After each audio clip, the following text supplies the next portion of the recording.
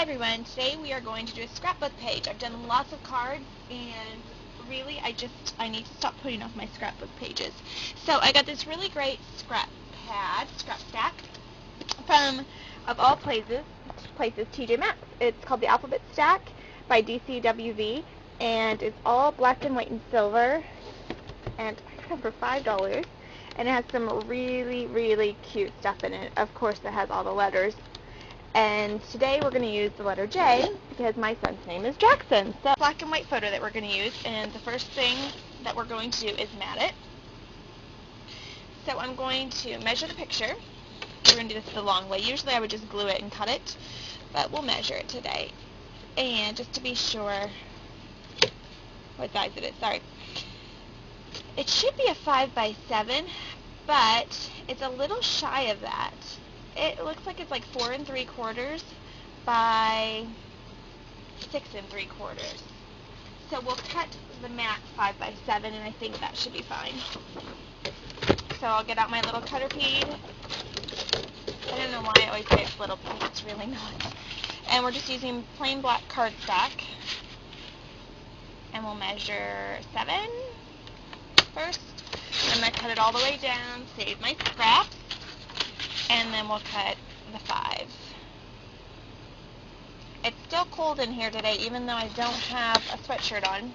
I do have my Uggs on. Anyway.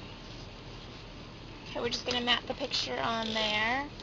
I'm going to tape the picture. And then just center it onto the black. Okay.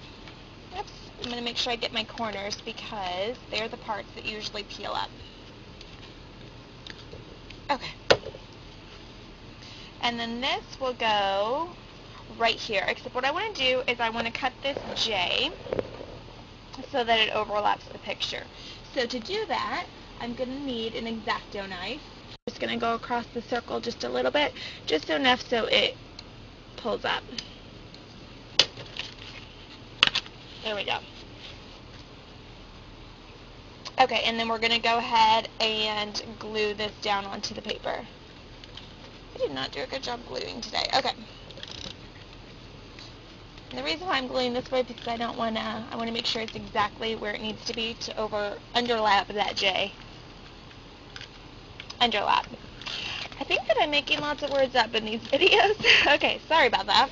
I'm usually not like that. Actually, I'm the first one to tell you when there's a word that doesn't exist, but we won't go there.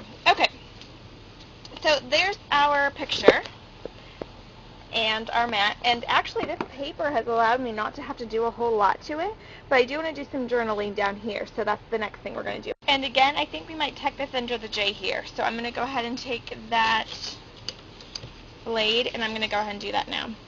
Now, you might want to get some kind of cutting mat. I need to get a really large cutting mat, but I haven't done so yet. And so I have this really old table, and I don't mind that if it has cuts on it. So my husband painted it for me,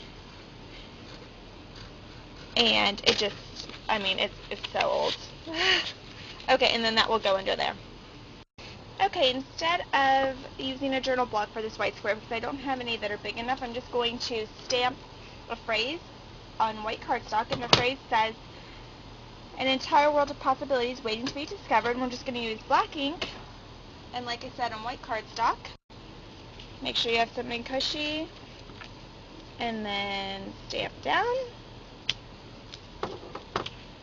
And then we'll trim that up. Sorry, I have flowers on here too. It's a piece of scrap paper. I always try to use my scraps.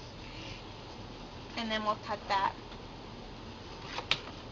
Once it's cut, we're going to mat it onto black paper. So just grab a piece of black paper.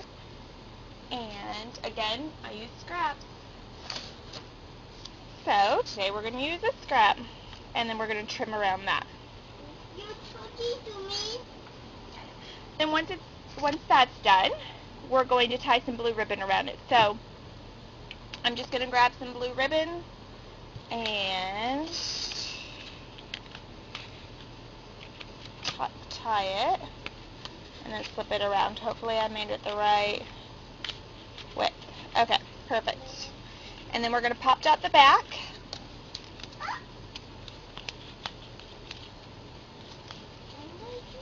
And then we're going to put it on the white cardstock. And this one's actually going to overlap the circle a little bit. Okay.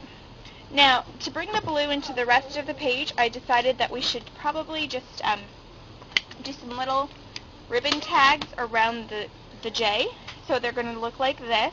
I've cut out a couple of these little tiny pieces of blue ribbon, and we're just going to staple them with the tiny stapler. And I think we're going to do 3. I'm going to have to turn it to the side to get to this.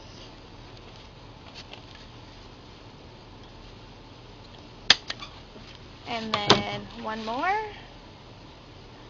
You don't have to tie it or anything. Just fold it and staple. Let's fold it, Mom. Jackson's in my scrap room today helping me out, so he doesn't realize I'm doing the scrapbook page for him. And that's it. That's the whole page. It was as simple as that.